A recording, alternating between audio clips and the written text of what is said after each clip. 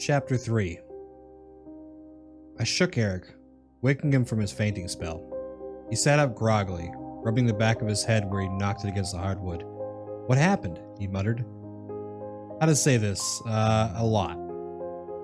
He blinked, and his eyes scanned the room. Then he froze. His hand gripped my arm as he looked at the man by the river. Standing before us, dressed in his beige ball cap, checkered shirt, and dirty jeans. The wolf mask he wore reeked of decay, and his eyes glowed a faint yellow.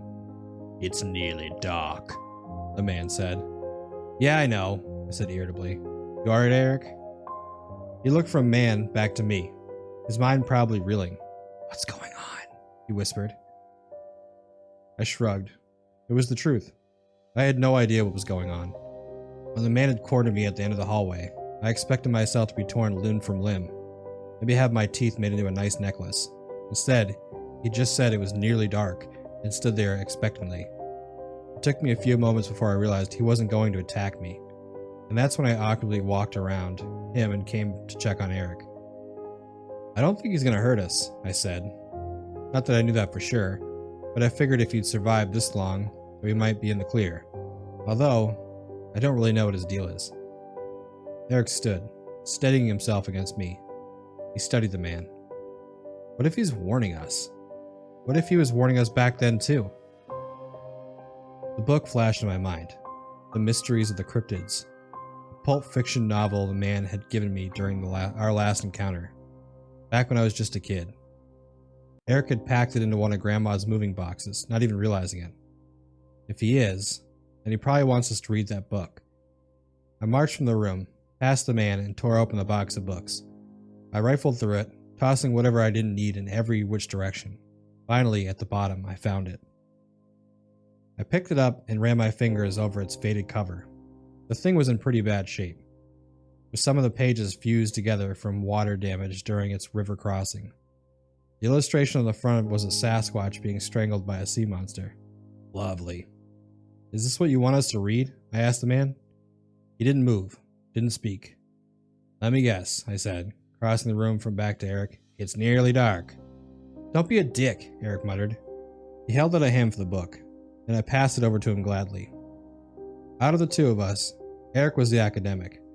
If there was a mystery to be solved in those pages, then he would be the one to do it. "This thing looks like it was written in the 50s, he said, looking over its cover. "Right down to the art style." He flipped the book in his hands, scanning the text on the back and reading aloud. "Compendium of the greatest mysteries known to man. Cryptids have long since fascinated the scientific community. Though their existence is highly contested, there are three great tales sure to frighten and entertain." He furrowed his brow, his eyes rescanning the text as if he might have missed something. A moment later, he shook his head. "This just looks like an old monster novel." He stared at the man. "Is this a prank? I mean, if it is, it's pretty good. How'd you know we'd be coming back up here?" The man didn't speak.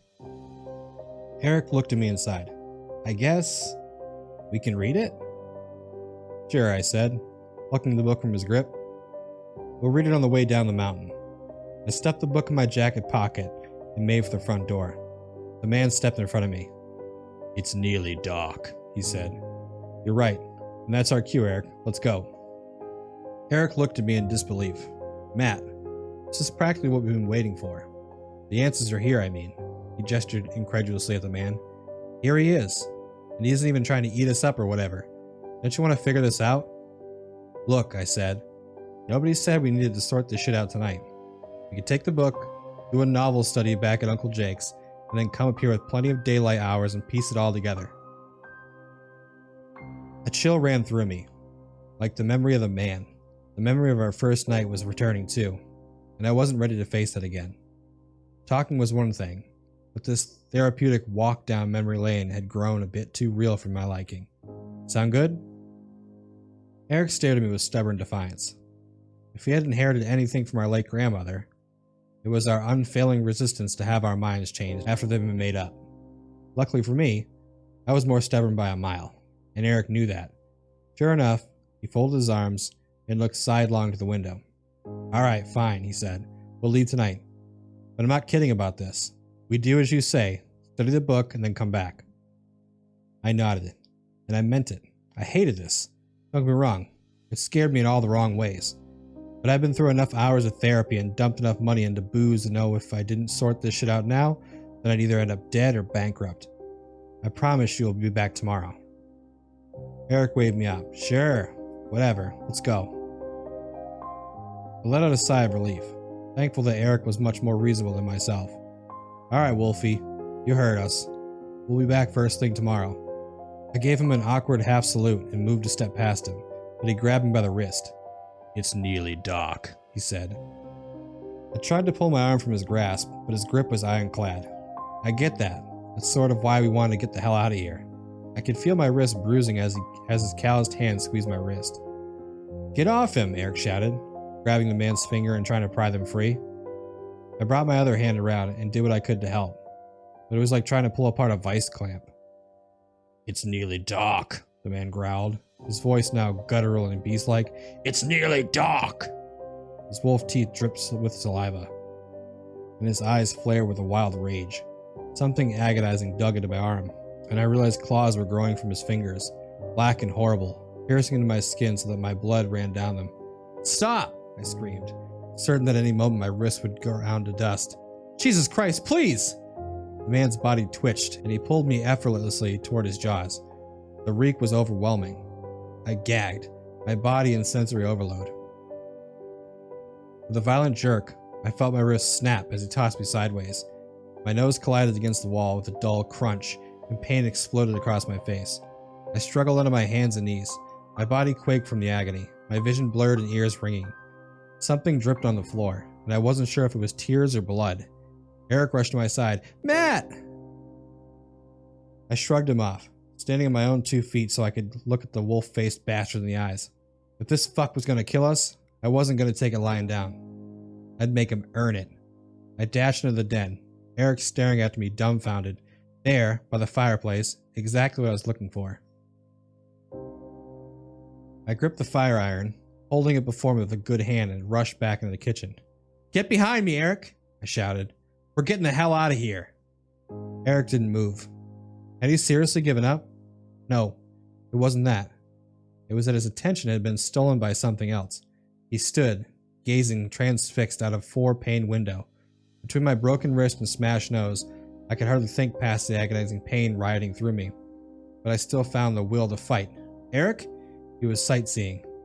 Matt? He muttered. Get behind me, Eric!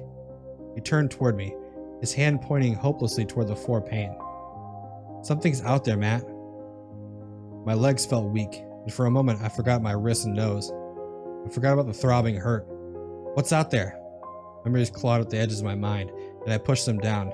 I needed to focus. Eric looked back to the window, and a moment later an ear-splitting roar rang out, so loud that I couldn't tell which direction it came from. It felt like it was everywhere all at once. Get away from the window! I shouted. I took a couple unsteady steps backwards. It's starting! I turned to the man, who stood as still as ever. What the fuck are you doing to us? I screamed. I brought the fire iron down on him, but he grabbed it and tossed it aside as if it was a piece of styrofoam. It's dark, he growled. A thud sounded against the cabin's heavy door. Then another.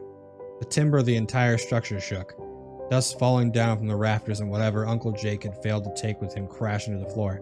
Matt, Eric said, inching toward me. It's happening again. I swallowed. Memories rushed around me, my mind smothered by them. We need to hide, I said, hastily, anxiously. Eric was sweating. His face was a mask of panic. Where? This is where we hid last time. Then we have to hide somewhere else for fuck's sake. I didn't know what was happening, or why we were reliving this, but I knew the man wasn't going to help us. At best, he was a neutral party. At worst, he had kept us here to die. I gripped one of Grandma's wooden kitchen chairs, and with as much strength as I had in my right hand, flung it clear through the 4-pane window. The front door exploded, flying across the vestibule and colliding against the far wall with a deafening crash. Something screeched, and stepped inside with a thunderous footfall. I didn't need to say a damn thing. Eric had already climbed through the shattered window. He reached inside and helped me get myself up to the sill. Then I rolled over it and landed in the dirt outside. Throwing his arm under my own, he heaved me to my feet. I immediately noticed a tire where it shouldn't have been. With a massive bite mark on it. My eyes drifted to my car in horror. Its roof had been caved in, and half of its wheels were flattened. I spared a moment to look back at the man. He was motionless, though it was hard to call him a man anymore. The mask looked to have fused with his neck, and his hands, or paws, were now covered in fur. With long dark claws, his jeans had been torn, and he stood upon two legs curved in the fashion of a bipedal wolf. His jaws salivated as he stared back at me. "We're going to read it," I shouted at him. I don't know why I did, or if he could even understand me. All I knew is we had given me the book for a reason, and whatever was happening, we were intrinsically tied to it. If there was an answer to this, it was in those pages. I felt myself being dragged away by Eric. "Holy fuck, man, let's go!" The two of us fled into the tree line, our footsteps muffled by the sounds of the cabin being torn to pieces.